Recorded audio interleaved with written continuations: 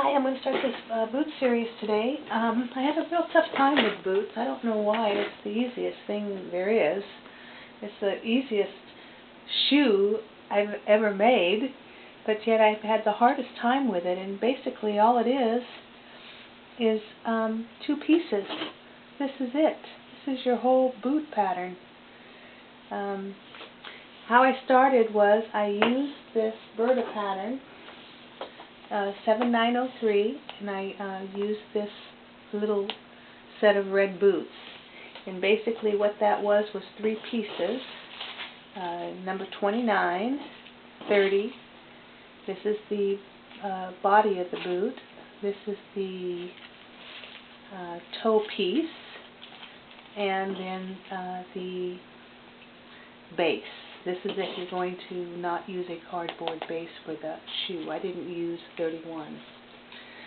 Okay, so what I did is my first attempt was I followed the pattern pretty closely, and I put it on cardboard just like it was here, and it wasn't, the pattern wasn't big enough because I trimmed it down and I over trimmed it, so that was my first attempt. Second attempt I did better. But I didn't give myself enough fabric on the edge, so I didn't have enough to overlap in the back, but I was getting closer. Okay, so then my third attempt was this red one, and I lined up the bottom, I tucked it under, and I had enough fabric to insert my Velcro, and that's what I went with. So then once I did that, I made these, and I wasn't happy with them because they slip right off. So I thought, well, what am I going to do now if they're just going to slip off the doll like this? So what I did was I opened up and I moved my Velcro in 1/4 of an inch. And then I also adjusted my pattern for the next set of boots that I was going to do, so I didn't have to worry about that happening. I'm not lining my boots.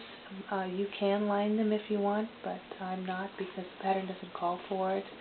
And I don't think there's any need to line the boots. So this was my attempt last night, and I haven't put a base on the bottom yet. It's just cardboard. But I thinned out the top of the boot on here and added fun fur, and this was my attempt last night.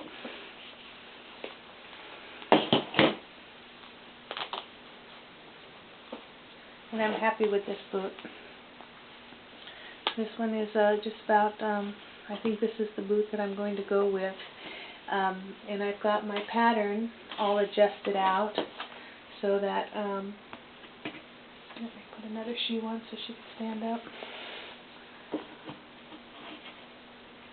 So now that I've got a boot pattern that I'm happy with, I'll be able to adjust the top of it to become cowboy boots by making a scallop on the top. I'll be able to make them knee highs if I want to just increase my dimension and go higher. I can also go lower if I want to make ankle boots. There's just so many things you can do on these boots. It's just whatever your imagination can do. So I've had the hardest part of these boots was getting the pattern ready. And I realized I didn't really need to go through that much trouble because once you sew your two pieces together, you can put it on your shoe base, your inner base, and then you can turn this under as much as you need or as little as you need. So you really don't have to worry too much about this going this way, except as far as how much space you want. Like I can barely get my finger in here. This one, no problem. So what you want is a snug fit towards the top. One thing I didn't notice on these black boots they actually have a piece of elastic in here. You can see a little stretch here. And I might do that in some of my boots too, put the elastic in the front and give it that look, which is kind of cute. Also, one of my projects are going to be making a pair of black boots and then adding the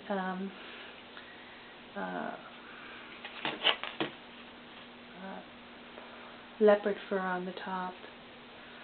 But anyway, okay, let me give you some dimensions on these. This is our clog pattern that we used, and this is basically the toe of the boot pattern.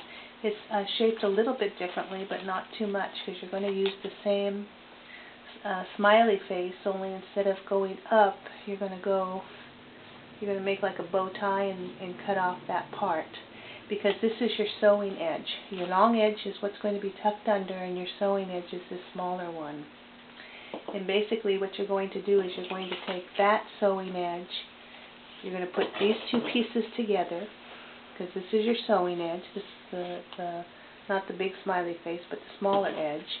And you're going to put these two pieces together, and you're going to actually ease it in all the way around like this. And that's why you're going to put a little slit. You're going to cut a little slit in your 1/4 of an inch in your pattern here, so that you can come around and actually ease in this whole thing, so that it will fit, so that when you turn it, your shoe pattern will come around and your boot will be like this. It's not easy, and it's going to take you a little bit of practice. If you when you're sewing and you get a little like pucker in there, if it's really bad, once you do your top stitching, it'll smooth itself out quite a bit. But if it's really puckered, you probably want to take your stitches out and re-sew it. Because you do have quite a lot of easing in, because you're going completely opposite of what you think you need to sew, and it's just, you just got to ease that all in, so that when you turn it, it'll come out like a boot. Okay, my new sole, I used this one. This is my boot sole. This is 3 inches long, and basically your toe piece here is going to go, if you go down 1 7/8 inches, your toe piece should go all the way 4 3/4 around, and that will be your toe piece. Okay, and then when you do this piece, it is going to be sewed together, and this is going to come around and be the rest. Okay, so this piece right here is 4 inches across. If you don't want to buy the pattern, if you want to buy the pattern, you'll have the piece. But I modified this one so much that it doesn't even look like their pattern. But pretty much you can just use it if you want to. But basically, this is 4 inches across. Okay, and this is 2 1/4 inches up. And if you go all the way around here, this is 4 3/4 from this edge all the way to this edge, 4 3/4. Your body of your piece, this right here, the top of it is 6 5/8 across. Your sides are a little different. This side over here is 2 3/4 inches, and then you're going to have an opening of You're going to have an opening of 1 5/8 of an inch, and then you're going to have another 2 1/2 inches this way. Okay, so we've got 6 5/8. This whole thing across is 6 inches, but then you're going to go 2 1/2 inches on this side and 2 3/4 inches on this side, and you're going to have the opening in between. So your opening is going to go up a total of 1 3/8 from bottom to top. And this, as far as your height, it doesn't matter, but this one right here is about 3 1/2 inches, a little less than, probably 3 I'll just say 3.5 inches because your height really doesn't matter. Okay, so that's it. Those are your 2 pieces. Alright, so once I come back for the next one, I'll show you how I sewed these together and put the fur on because I don't want to run over. Okay, I'll talk to you later.